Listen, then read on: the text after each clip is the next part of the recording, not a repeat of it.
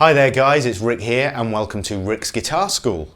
Today we have ear training class, and in particular I'm going to be focusing on intervals and interval training.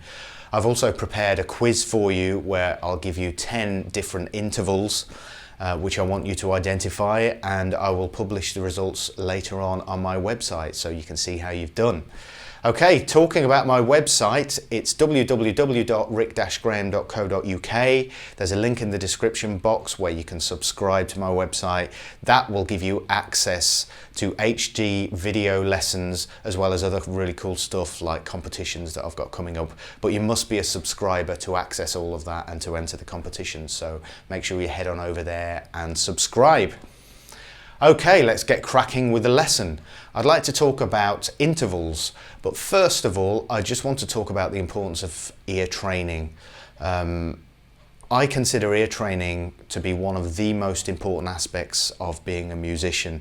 I think it's definitely a neglected subject, particularly among guitar players. I don't know why that is.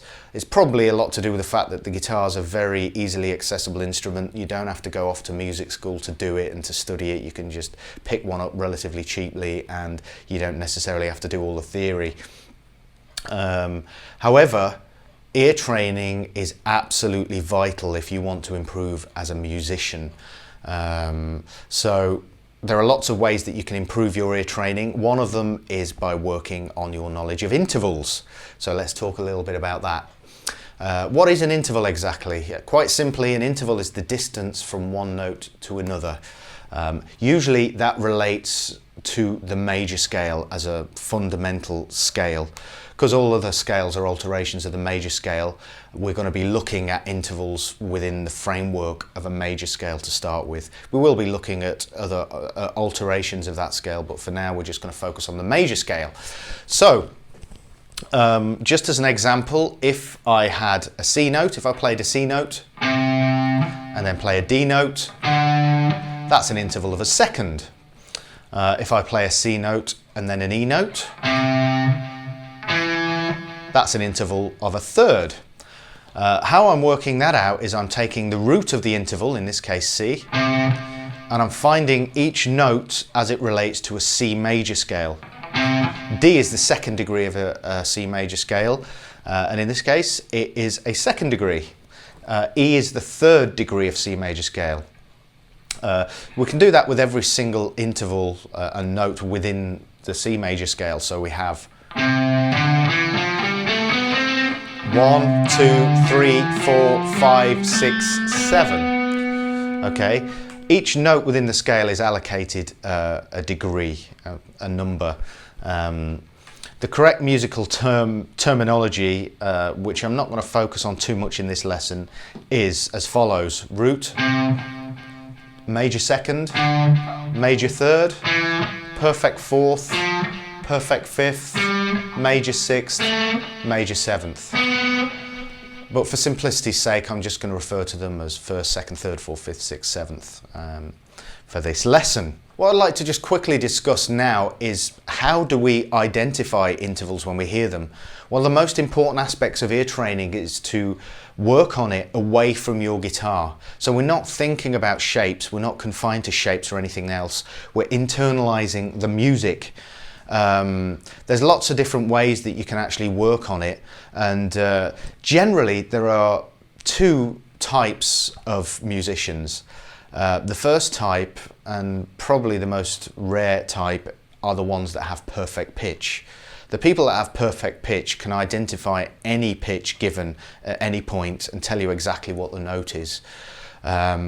I don't have perfect pitch, and I'm sure a lot of you guys don't, but there will be some of you out there that do. The remainder of us have to rely on what we call relative pitch. Now, relative pitch relies upon having a note to relate to. Like I played before, we've already got, if I play an interval of a third, I already played a root note of C, then the E. So you've already got a root note to relate that second note to, and you can count up the major scale from C to ascertain the interval. 1, 2, 3, major third. So that's how the majority of us can work on our ear training, and that's by using relative pitch.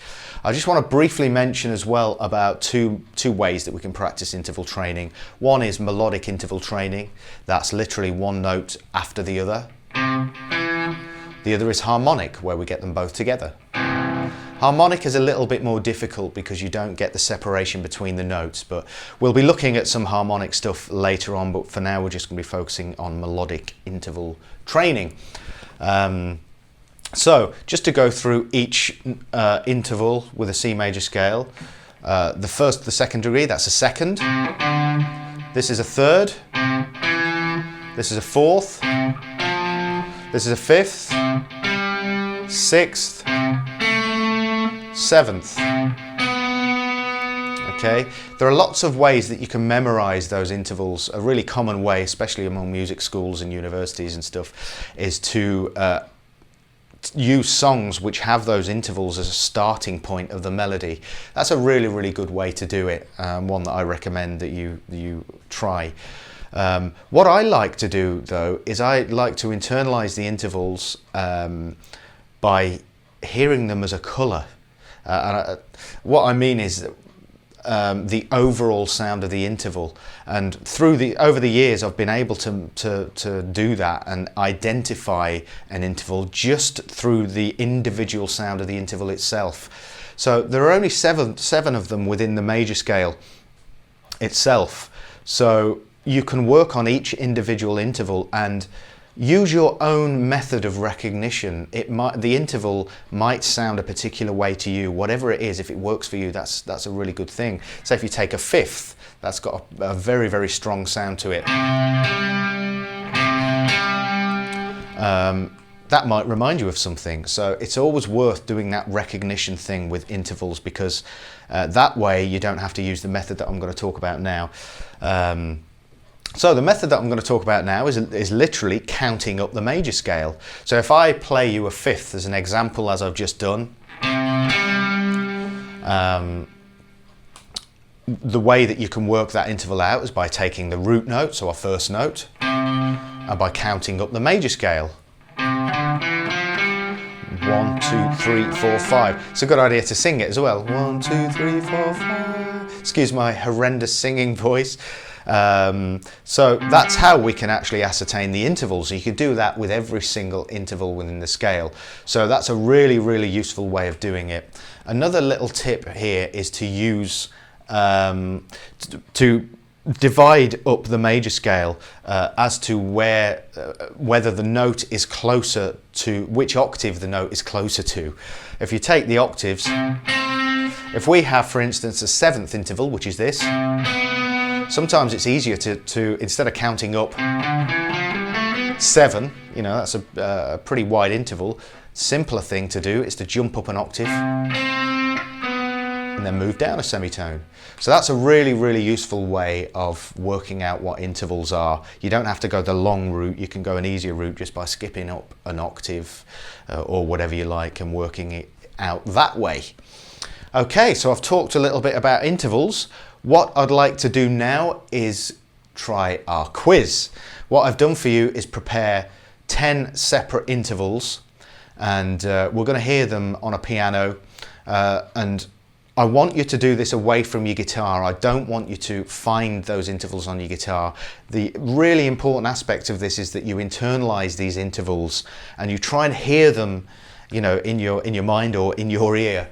Rather than actually finding shapes on the guitar. That's something that you can do another time, but you know, the most important aspect of this kind of ear training is that you're internalizing the sound of these intervals.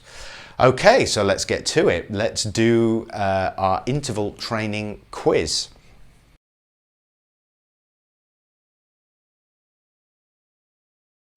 Okay, here's number 1.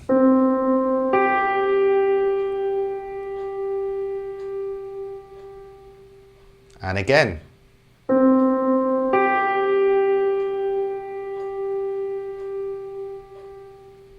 Number 2.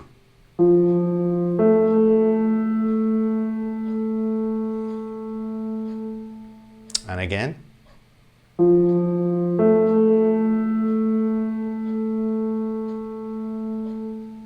Number 3.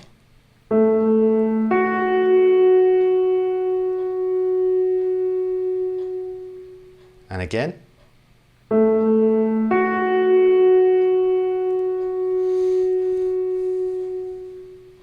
Number 4.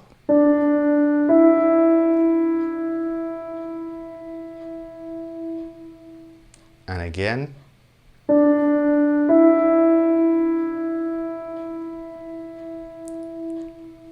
Number 5.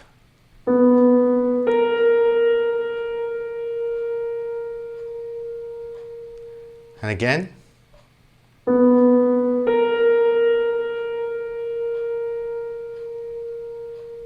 Number 6.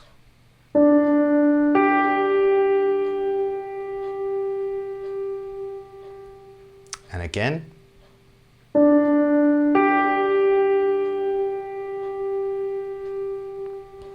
Number 7.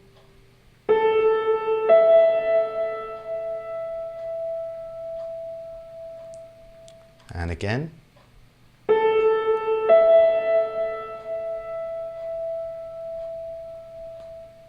Number 8.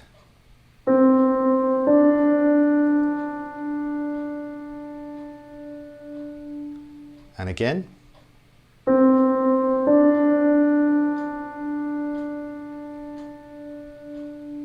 Number 9.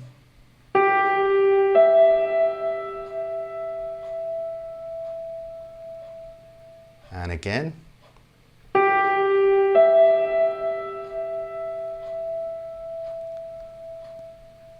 And finally number 10.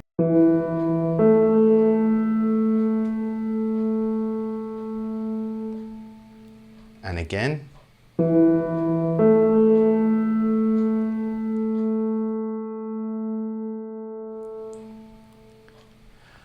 Okay, there we have it. There's our quiz.